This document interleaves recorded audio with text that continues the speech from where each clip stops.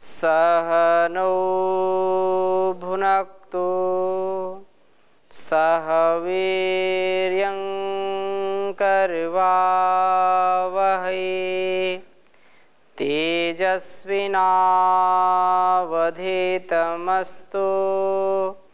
मा विद्विषावहै। ओम शांति शांति शांति। वैदिक जीवन पद्धति की इस कक्षा में आप सबका हार्दिक स्वागत है, अभिनंदन है। वेद मंत्रों का सतत जो उपदेश हमारे लिए है, सुंदर जीवन बनाने के लिए, सुंदर जगत बनाने के लिए महनीय वेद की महिमा है, महानतम इसका ज्ञान है। आज पुनः हम पहले ऋग्वेद के पहले मंडल के 29वें सूक्त के मंत्र का स्वाध्याय करेंगे, जिसमें आत्मालोचन की बात कही है, स्वाध्याय की बात कही है। यद्यपि हम संसार में जब आते हैं तो अनेक प्रकार के संस्कारों से युक्त होते हैं और इस संसार के संस्कार भी हमको प्रभावित करते हैं। हमारी प्रकृति और हमारे कर्म दोनों एक दूसरे के पूरक होते हैं। जैसा हम कर्म करते रहते हैं वैसी हमारी प्रकृति बन जाती है, प्रवृत्ति वैसी हो जाती है। और पूर्व से भी जो हमारी प्रकृति होती, प्रकृति के अनुसार ही हम कर्म करते हैं। कालांतर में एक ही कर्म को करते करते कभी कभी हमारा स्वभाव बदल जाता है। नई प्रकृति होती है तो भी धीरे धीरे कहीं ना कहीं उसका मेल होता है, कहीं ना कहीं जुड़ाव होता है। तो वो धीरे से छोटा सा आलंबन भी व्यक्ति के स्वभाव को बदलने के लिए बहुत बड़ा संबल बनता है, बहुत बड़ा वह साधन बन जाता है। तो हम परमात्मा से प्रार्थना करें तो इस प्रकार से 29वें जो सूक्त हैं, 29वें सूक्त में लगभग सभी मंत्रों में एक पंक्ति नीचे की एक जैसी ही है, ऊपर की पंक्ति बदली हुई है। तो यहाँ पर पहले मंत्र को हम आज लेते हैं और फिर आगे चर्चा करेंगे। मैं इसको लिख देता हूँ मंत्र को।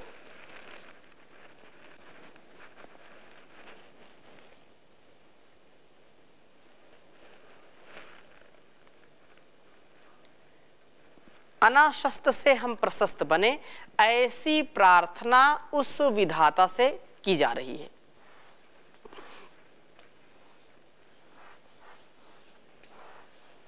ओम यच्चिद्धि सत्य सोमपा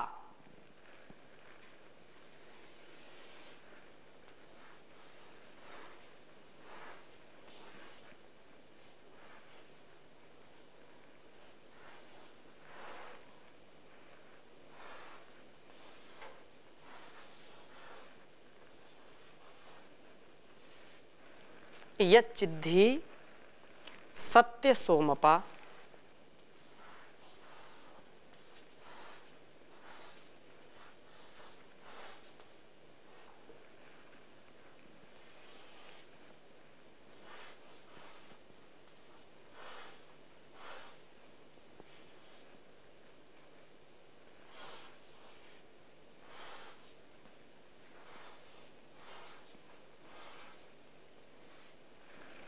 यच्चिद्धि सत्य सोमपा अनाशस्ता इव स्मसि।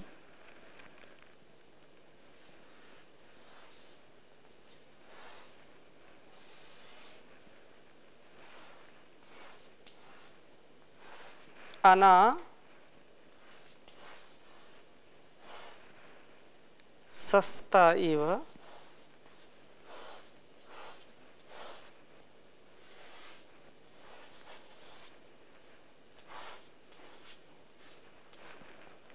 इव स्मसि।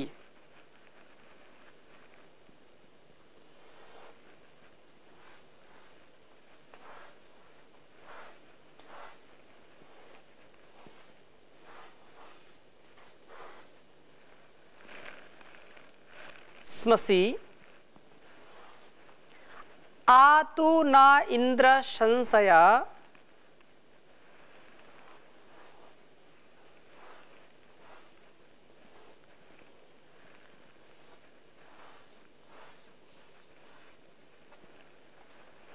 आतु न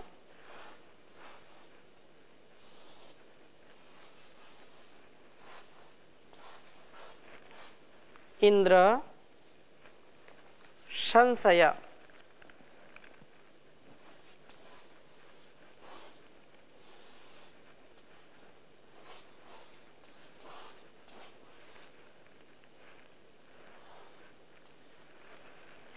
गोश्वश्वेषु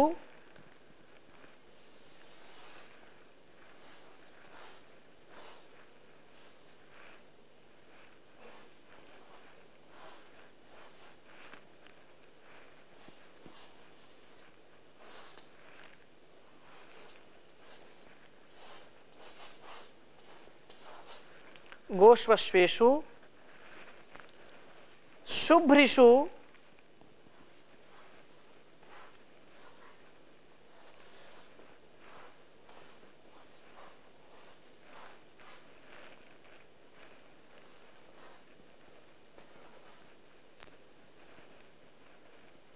सहस्रेषु तुविमघा।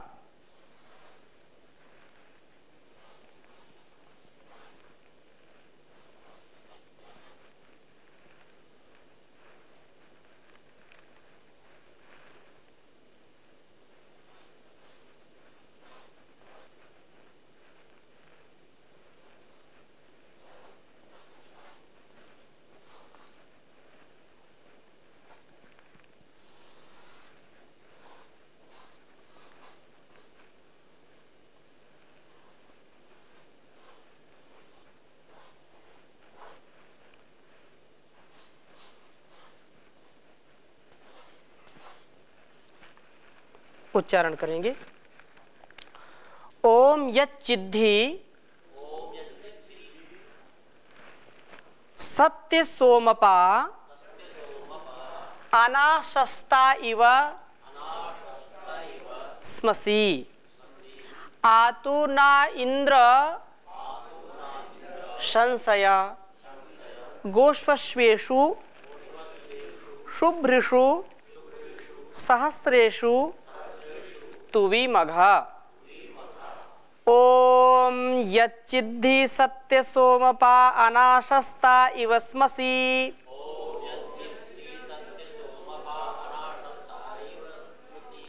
आतु न इंद्र संशया गोश्वश्वेषु शुभ्रिषु सहस्रेषु तुविमघा।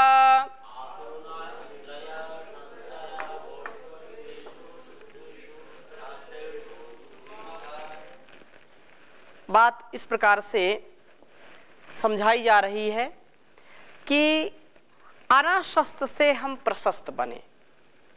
हमारे जीवन में जो अपूर्णताएं हैं, जो हमारे जीवन में न्यूनताएं हैं, हमारे जीवन में जो छिद्र हैं, जो हमारा जीवन कलुषित है, उसको हम सुरभित बनाएं, विकसित बनाएं, सुंदर बनाएं, दिव्य बनाएं, भव्य बनाएं। कैसे? जो हमारे जीवन को पतन की ओर ले जा रहे हैं, उसको हम उत्थान की ओर कैसे ले जाएं? तो कहा यच्चिद्धि सत्य सोमपा, हे सत्य स्वरूप प्रभो सोमपा, हमारे सोम का रक्षण करने वाले प्रभो, यच्चित ही निश्चय से अनाशस्ता इव अप्रशस्त से जीवन वाले स्मसि हम हैं। अतः हे इंद्र परम ऐश्वर्यशाली प्रभो, आप न हमें तो आ इस प्रकार से सब प्रकार से शुभ्रिषु शुद्ध व सहस्रेषु जो सहस मन प्रसाद से युक्त गोषु जो ज्ञानेन्द्रियां हैं, जो इंद्रियां हमारी हैं उनको भी गो बोलते हैं, और जो भी गमन करते हैं वो इंद्रियां गमनशील हैं, तो ये क्रियाशील हैं, इसलिए इनको गो बोलते हैं। गाय को भी गो बोलते हैं, पृथ्वी को भी, क्योंकि ये चलती इसलिए इसको भी गो बोलते हैं। और जो भी प्राणी चल फिर रहे सभी गो हैं, लेकिन एक गो शब्द रूढ़ हो गया है गाय के लिए। परंतु ये हमारी इंद्रियां भी जो हैं ये चलायमान है, गतिशील हैं या क्रियाशील हैं, तो इसलिए इनको भी गो बोलते हैं। तो गोषु ज्ञानेन्द्रियों में तथा अश्वेषु कर्मेंद्रियों में संशय अथ संशय प्रशस्त बनाइए इनको प्रभु, अर्थात आप इनको शक्तिशाली बनाइए, यशस्वी बनाइए, इनका ठीक ठीक सदुपयोग हम करने वाले बने, हमारी इंद्रियां शिथिल ना हो, हमारा जो अस्तित्व है वो शिथिल ना हो। आप स्वयं विचार करिए, यदि ये हमारी ज्ञानेंद्रियां कर्मेंद्रियां शिथिल हो जाएं तो क्या जीवन हमारा सुखमय होगा? आंखें परमात्मा ने दी हैं देखने के लिए, और आंखों से दिखाई ना पड़े तो आंखों का क्या काम? कान दिए परमात्मा ने सुनने के लिए, और कानों से सुनाई ना पड़े तो कान की क्या महिमा रहेगी, क्या इसका महत्व रहेगा? यदि नासिका से गंध लेना है, गंध और सुगंध या दुर्गंध के रूप में जो भी है, और ये काम ना करे तो फिर कैसे काम होगा? अर्थात ये प्रशस्त नहीं है ना। इसी प्रकार से ये जो हमारा जीवन है इस संसार में जो हमको मिला है, ये यदि कार्य में उस परम सत्ता परम शक्ति की आज्ञा के अनुसार कार्य नहीं करता, कर्म नहीं करता है मनुष्य, तो वो प्रशस्त जीवन जीने वाला नहीं होगा। जैसे हमारी इंद्रियां, ज्ञानेंद्रियां कर्मेंद्रियां कार्य ना करें तो हमको कितना असहज लगेगा, कितनी हमको उलझन होगी, कितना हम छटपटाएंगे। और उस परमात्मा ने जब जीवन दिया है, शरीर दिया है, समर्थ बनाया है, और उसका हम सदुपयोग ना करें, परोपकार के लिए, सेवा सत्कार के लिए, समष्टि की सेवा के लिए यदि इसको शरीर को नहीं लगाते तो ये अप्रशस्त हो जाएगा, इसका कोई महत्व नहीं रहेगा। जैसे आंखें हो, किसी का नाम रख देते हैं लोग, सुख नयन, नयन सुख, नाम क्या है? नयन सुख, और बेचारे को दिखाई नहीं पड़ रहा, नयनों का सुख तो उसको मिला नहीं, तो कैसे काम चलेगा? आंखें बड़ी सुंदर हैं, लेकिन आंखों में देखने का जो सामर्थ्य, जो शक्ति है वो क्षीण हो गई, तो केवल आंखें दूसरों के देखने में तो अच्छी लगेंगी, लेकिन उस व्यक्ति से पूछो जिसकी दृष्टि नहीं काम कर रही है कि आंखों का कितना महत्व है, दृष्टि का कितना महत्व है। तो ऐसे ही संसार में हम आए हैं तो प्रशस्त जीवन वाले बने, आप अनाशस्त जीवन कभी ना जिए।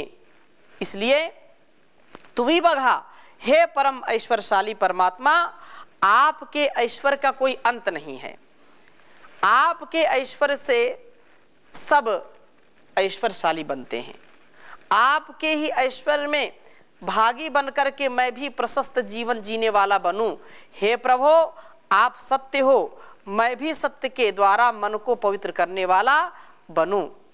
आपका स्मरण मुझे सोम रक्षण के योग्य बनाता है, आप ही मेरे सोमपा हैं, इंद्र नाम से आपका स्मरण करता हूं, और मैं इंद्रजित बनूं, इंद्रिय जय मैं करने वाला बनूं, ताकि आपकी भांति तुवी मघा महान ऐश्वर्यशाली बन जाऊं। इंद्रियों को जीत करके ही मनुष्य त्रिभुवन का सुख आनंद सब कुछ ग्रहण कर सकता है। और जिसने इंद्रिय जय नहीं किया है, जो इंद्रियजित नहीं है, वो कभी भी संसार में, जिसने अपने आप को नहीं जीता है, वो संसार को क्या जीतेगा? स्वयं आत्म विजेता हम बने। संसार को यदि जीतना है तो पहले स्वयं अपने आप को स्वयं की जय करें। दूसरों के जय से पहले अपनी जय करें, अर्थात अपने ऊपर हम विजयी बने। रामायण का एक प्रसंग आता है, मंदोदरी कहती इंद्रियाणी पुरा जित्वा जितम त्रिभुवनम त्वया। इंद्रियाणी पुरा जित्वा, रावण कितना विद्वान था, कितना बलवान था, लेकिन उसकी जो जितेंद्रियता में कहीं कमी आने से धराशायी हो गया। अर्थात ये जो ज्ञानेंद्रियां हैं, ज्ञानेंद्रिय का तात्पर्य क्या है कि जैसा हम जाने वैसा माने वैसा जिए, और उससे विपरीत यदि आचरण करते हैं तो संसार में कभी विजयी नहीं बन सकते। तो यहां पर कहा है कि अपनी इंद्रियों को हम पहले जीतें, इंद्रियों के ऊपर हम विजय प्राप्त करें। इंद्रियों पर विजय प्राप्त करने वाला व्यक्ति संसार में सर्वोपरि होता है, सर्वश्रेष्ठ होता है। अतः ये मन के जीते जीत है, मन के हारे हार लोग बोलते हैं। तो मन जब विषयासक्त हो जाता है, विषयों में रम जाता है, तो वो हमको धराशायी कर देता है, पतित कर देता है, हमको पतन की ओर ले जाता है। और जब व्यक्ति का उत्साह, उसका सामर्थ्य, उसका प्रत्येक कार्य जब दिव्यता से परिपूर्ण होता है, उसको संसार में कोई पराजित नहीं कर सकता है, उसको कोई नीचे गिरा नहीं सकता है। तो हम अपने विजेता हैं और अपने द्वारा हम पराजित हो जाते हैं। विजित और पराजित दोनों होते हैं अपने आप से। वो संसार का युद्ध है, कोई जीतता है कोई हारता है। ये हार जीत एक उपहार है, यही दो मिलेंगे और क्या मिलेगा। लेकिन वो जीत करके भी नहीं जीत पाते जो अपने आप को नहीं जीत पाते, और वो व्यक्ति हार करके भी जीत जाते हैं जो अपने आप को जीत लेते हैं। इसलिए हम आत्मजित बने, आत्मदीपो भव, अपने सूर्य स्वयं बन जाएं, स्वयं प्रकाशित हो। इस प्रकार से कहा कि सोम का रक्षण करने पर इंद्रियों के दोष दूर हो जाते हैं और व्यक्ति शुद्ध बुद्ध हो जाता है, प्रकाश से युक्त हो जाता है, प्रसाद से युक्त हो जाता है। प्रभु से प्रार्थना करते हैं कि हे प्रभु, आप इन शुभ्र व प्रसन्न इंद्रियों से हमारे जीवन को प्रशंसनीय बना दीजिए। गोश जो है इंद्रियों का वाचक है। इस प्रकार से हमारे जीवन का प्रत्येक क्षण, प्रत्येक कार्य सुंदर हो। शुद्ध व प्रसन्न होने से हमारा जीवन अप्रशस्त न रह करके प्रशस्त हो जाता है। जो अनासक्त होता है वो प्रशस्त हो जाता है। दो चीजें बड़ी महत्वपूर्ण है संसार में हमारे लिए। क्या?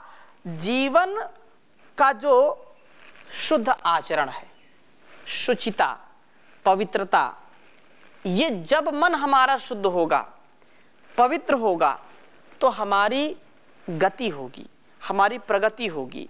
प्रसादे सर्व दुखानाम हानिर्सोपजायते प्रसन्न चेतसो ह्याशु बुद्धि पर्यवतिष्ठते। कि जिसका मन शुद्ध है, प्रसादे सर्व दुखानाम, मन की जो प्रसन्नता है, मन का जो प्रसाद है, मन की जो निर्मलता है, वही व्यक्ति का सच्चा सुख है, सच्चा आनंद है। ग्लानि में जो रहते हैं, जो अपवित्रता में, अशुचिता में रहते हैं, जिनके अंदर एक भय काम करता है, डरे रहते हैं, सहमे रहते हैं, वो कभी उनका जीवन प्रशस्त नहीं होता है, कभी उनका जीवन तेजस्विता से युक्त नहीं होता है। वो तेजहीन हो जाते हैं। और जो उत्साह में रहते हैं, प्रसन्न रहते हैं, मन की निर्मलता जिनके अंदर रहती है, वही अच्छा जीवन जीते हैं, प्रशस्त जीवन जीते हैं, कभी वो पराजित नहीं होते हैं। इसलिए ये कहा है कि शुद्ध व प्रसन्न होने से हमारा जीवन प्रशस्त हो जाता है, कभी भी अप्रशस्त नहीं रहता है। वे सत्य सोमपा प्रभो हमारे अनासक्त जो जीवनों को शुभ्र व प्रसन्न इंद्रियों के द्वारा प्रशस्त बनाने की कृपा करें। ऐसी कृपा जो हमारे प्रत्येक दुर्गुण दुर्व्यसन दुर्व्यवहार को क्षीण कर दे और जीवन में हम जो पाना चाहते हैं वो हम पा जाएं। ये उससे हम अभिभूत हो जाएं। ऐसी जो शक्ति है, ऐसी जो भक्ति है, जो ईश्वर कृपा है, जो उसका सृजनात्मक धर्म है, वो सृजनात्मकता हमारे अंदर आ जाए, हम भी सृजनात्मकता से परिपूर्ण हो जाएं।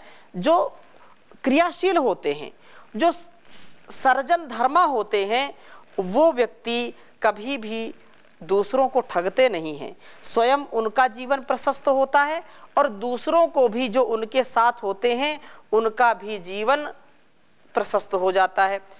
इस प्रकार से हम अपने जो गलत विचार हैं उनको हम दूर करें। बंदे मन के गंदे चले निष्फल श्वास तुम्हारे, दिन तो बीते धन की धुन में नींद में रात गुजारे। बंदे मन के गंदे चले निष्फल श्वास तुम्हारे, नैन नशे में चूर रहें पग सत्संग से सदा दूर रहें। हाथ करे ना दान कभी, कान सुने ना जान कभी, धर्म कर्म व्यवहार नहीं, मात पिता से प्यार नहीं, जिह्वा मधुर वचन नहीं बोले, कड़वे वचन उचारे। दिन तो बीते धन की धुन में नींद में रात गुजारे। बंदे मन के गंदे चले निष्फल श्वास तुम्हारे, धन दौलत जो पास तेरे, नौकर चाकर दास तेरे। धन दौलत जो पास तेरे, नौकर चाकर दास तेरे। बहुत है कारोबार तेरा, इतना बड़ा संसार तेरा। बहुत है कारोबार तेरा, इतना बड़ा परिवार तेरा। बिल्डिंग और मकान सभी, बाग बगीचे शान सभी। एक दिन छोड़े के सब जाना, दोनों हाथ पसारे। दिन तो बीता धन की धुन में, नींद में रात गुजारे। बंदे मन के गंदे चले निष्फल श्वास तुम्हारे। जिसने तुझे है जन्म दिया, उसको कभी तूने ना याद किया। ओ विषयों में इतना फूल गया, परम पिता को भूल गया। विषयों में इतना फूल गया, परम पिता को भूल गया। उसके बिना कोई ठौर नहीं, पथिक सहारा और कोई नहीं। परमेश्वर की शरण में आजा, तज के सभी सहारे। दिन तो बीते धन की धुन में, नींद में रात गुजारे। बंदे मन के गंदे चले निष्फल श्वास तुम्हारे। ये जो हमारी स्थिति है, इस स्थिति में कभी भी प्रशस्त कार्य नहीं कर पाते। हम चाहते तो हैं, कोई भी संसार का व्यक्ति ये नहीं चाहता है कि हम दुखी हों, हमारा जो जीवन है वो अप्रशस्त हो, हमारा जीवन कलंकित तो कोई भी नहीं चाहता है। लेकिन कभी ना कभी, किसी न किसी संदर्भ में हम पराजित हो जाते हैं। हमारा जो लक्ष्य है उससे हम भटक जाते हैं और भटक करके फिर जीवन का जो स्वर्णिम अवसर होता है उससे भूल करके, उससे भटक करके जीवन का सबसे उत्तम जो स्वर्णिम अवसर होता है, उत्तम अवसर होता है, उसको भी हम भूल जाते हैं। इसलिए कहा है सुख चाहे अगर नर जीवन का, सुख चाहे अगर नर जीवन का, जप ले प्रभु नाम प्रमाद न कर, है वही सिमरने योग सखा, तू और किसी को याद न कर। सुख चाहे अगर नर जीवन का, अस्थिर है जग के ठाठ सभी, यदि बिछुड़ गए तो अचरज क्या, हो लोभ मोह के वशीभूत, सिर धुन कर व्यर्थ विषाद न कर, है वही सिमरने योग सखा, तू और किसी को याद न कर। धन माल बटोर चाहे जितना, पर इतना ध्यान अवश्य रहे, अपना घर द्वार बसाने को, अपना घर द्वार बसाने को, औरों का घर बर्बाद न कर, है वही सुमिरने योग पिता, तू और किसी को याद न कर। पर निंदा को तज कर प्रकाश, आदर्श बना निज जीवन को, सद्जान प्राप्त कर सज्जन से, दुर्जन से व्यर्थ विवाद न कर, दुर्जन से व्यर्थ विवाद न कर। सुख चाहे यदि नर जीवन का, जप ले प्रभु नाम प्रमाद न कर, है वही सिमरने योग्य सखा, तू और किसी को याद न कर, तू और किसी को याद न कर, तू और किसी को याद न कर। ओम शांति शांति शांति।